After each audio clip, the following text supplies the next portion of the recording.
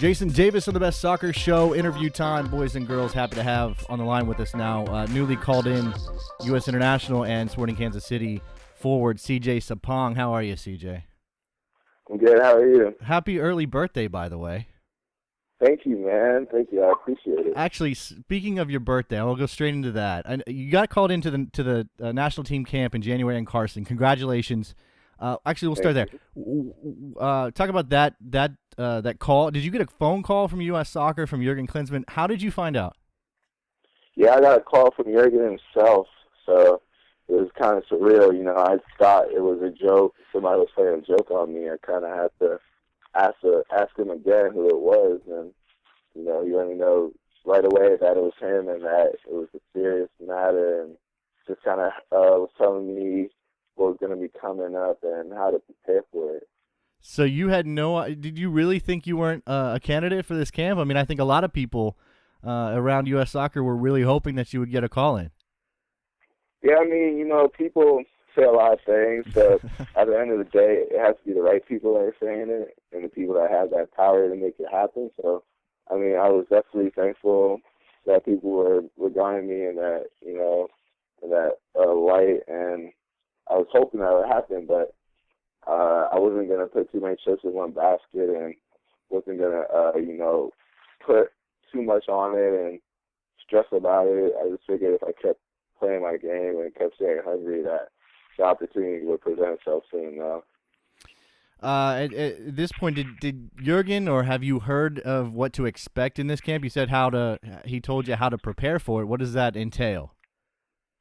Just making sure that you're fit and sharp, and you know, getting accustomed to our playing style and staying strong, and just being a part of the national team and seeing how things are run. How do you feel like you fit in? I mean, obviously you guys play some excellent attacking soccer in Kansas City, but how do you feel your style, your personal abilities fit into what Jurgen Klinsmann's trying to do with the national team? Well, that at the point, you know, that strong forward that can hold the ball and, you know, create chances and get the other players involved in the game. And that's actually one of the positions that I enjoy playing the most, and I look forward to, you know, just getting better. So what at this point, you coming off an excellent year in Kansas City, won Rookie of the Year. What are your strengths, and what do you think you've improved on over the last year, and what do you think you still need to work on as you move forward? Yeah, well, I'd say my strengths are being strong on the ball and going at the defenders, and mostly just working hard both sides of the ball, you know, all game. And I think I've done well of staying pretty aware and on my toes throughout the game this season. Before coming into the league, I kind of put it upon myself to not float in and out of games, and I worked on that. And I would like to, you know, be a little bit sharper in front of the goal. And, you know, I'm critical on my game, so there's stuff I can work on for days. But I think if I sharpen my finishing in front of the goal, that, you know, take my game to the next level. You've never been in any U.S. national team or in a camp, is that right? No, never. So this is a first on a lot of different levels. I got to ask you though. I said happy early birthday. You fall in just the wrong spot to be part of the Olympic team. Being in the senior camp is a fantastic thing, but I'm sure you would love to be part of that Olympic team as well.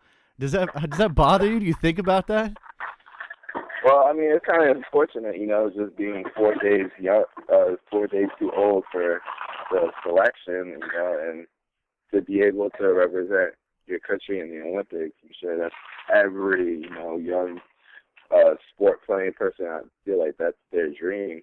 And, yeah, it's unfortunate to not be able to make that cut, but obviously being called to the senior team, there's other opportunities that present themselves as well. So if I handle it right and stay motivated, and I think, you know, I'll be having a good opportunity to represent my country in pretty big games. What has been the biggest thing that you've taken on, and maybe I don't know, the guys around you, if you want to point anybody out, particularly in Kansas City, what's the biggest thing you've taken out of in your first year as a professional? Just doing everything the right way, taking care of your body and approaching the game in a professional and serious manner, and just realizing that it's your job now. You grow up and you're playing it for fun, and it brings a lot of joy to you. But now you're playing it for an organization in the city, and you gotta realize that you're representing that team wherever you go. And probably say that's the one thing that I've taken the most out of this year. A guy that you played in college at James Madison, how does or how doesn't college soccer prepare you to be an MLS player at this point? I think it all depends on your school and your conference and your playing style, but ultimately, I think one thing that is pretty heavily emphasized in college is fitness and work rate. And at the MLS level, the game is a lot faster. You gotta be thinking faster, and you gotta execute faster. So I'd say that part kind of helped me out for the MLS. College being a high work rate and high fitness oriented type of soccer. So yeah. uh, are you? This is something that we've talked about on our show a couple of times when we talk about you. I mean, exciting young player, still growing. First year as a professional, had a great year. But do you get tired of? And I don't know if you listen to this, but do you get tired of people using the word potential when they talk about CJ Sapong? Not necessarily. Like I said earlier, people are going to say what they're going to say. I'm very thankful that, a lot of it is good thus far, But I'm sure there'll be points in my career where, people will have differing opinions about me. But I think it's important that I start early in recognizing that at the end of the day, I'm the one who controls what I can control, and that, whatever people have to say, I should just take it for what it's worth, and keep moving. One of Klinsman's things since coming into the national team job has been pushing MLS guys, to go train overseas during the off season. Kyle Beckerman went, Emreen went, all these guys. Was there any thought on your part? I mean, you obviously hadn't had a call up into a camp yet, but was there any talk or is any thought in your mind about going to Europe and doing a training stint this winter? Yeah, I did. I talked about it a little bit.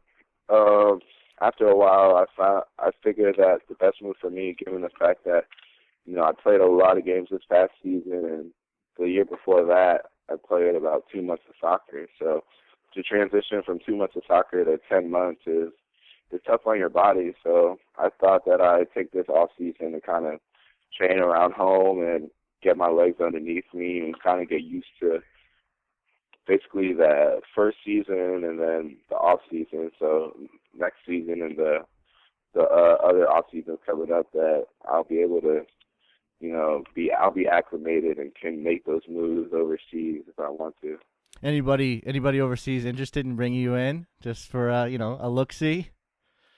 I mean, as of now, it's kind of up in the air. People are just, it's off season. Anything can happen really, but I wouldn't say there's any big outright team that want me to come in. So this gives me more work for us, and hopefully after the season, I can say that there are a couple teams that want to bring me in.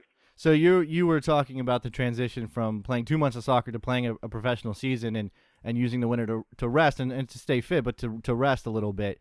Is that Yeah. that's got to be one of the biggest things for a college kid going into the pros? There are lots of guys across this league that seem to hit a wall. Is there any fear on your part that you might have a sophomore slump because your body's just not responding to the regimen?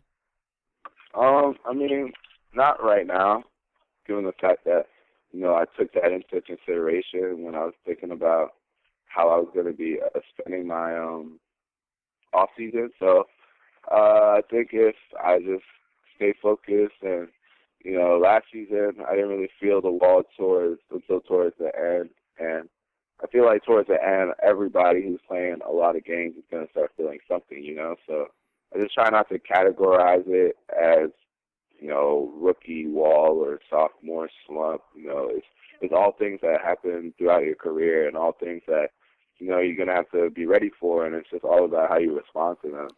A couple of the guys from Sporting Kansas City got called in. Tia Bunbury, who's been there before, obviously, and Graham Zusi. And I don't. There may be some fans who aren't really aware of what Graham Zusi can do. Can you talk a little bit about him and how much he deserves this shot alongside you and Teal? Yeah, I'd say Zusi. It was probably should have came a little bit quicker for him, but it came, and I'm happy for him. I know he's very happy too. But he's a player that makes everybody around him better. And those are the kind of players on the field that, maybe not everybody notices, but definitely are probably one of the most instrumental to a team's success.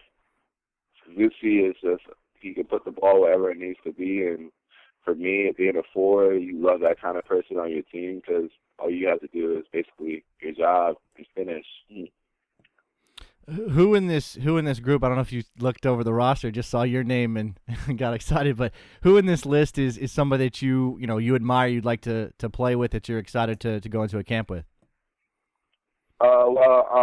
I was at MLS Cup final with Chris Wondolowski, and I kind of tracked him throughout the season. And I as a forward, I just love what he does for his team, and I love his finishing ability, and I think it's going to be good for me to be around type of experience, So you're going to learn from Wando. That's a good guy to learn from.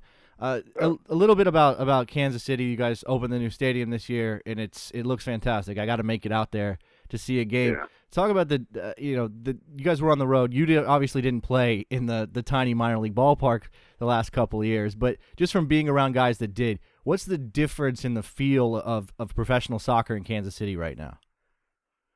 Yeah, it's a whole new level. I could tell simply just from the beginning of the season when our stadium wasn't finished until, that opening day.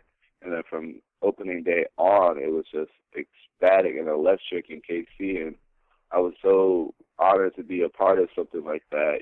A lot of places in the country can't really experience what we had going on in KC. And I feel like, the sky's the limit and it'll only go up. We really got the whole city behind us, and we made a nice run for everybody to, stay tuned to and kind of follow. So it was good, and I think that we made a good first impression. All right, CJ, we appreciate you taking out the time. Happy holidays. Happy birthday again. Best of luck at camp in Carson next month. Thank you. Thank you for having me. All right, bye, CJ. All right, bye.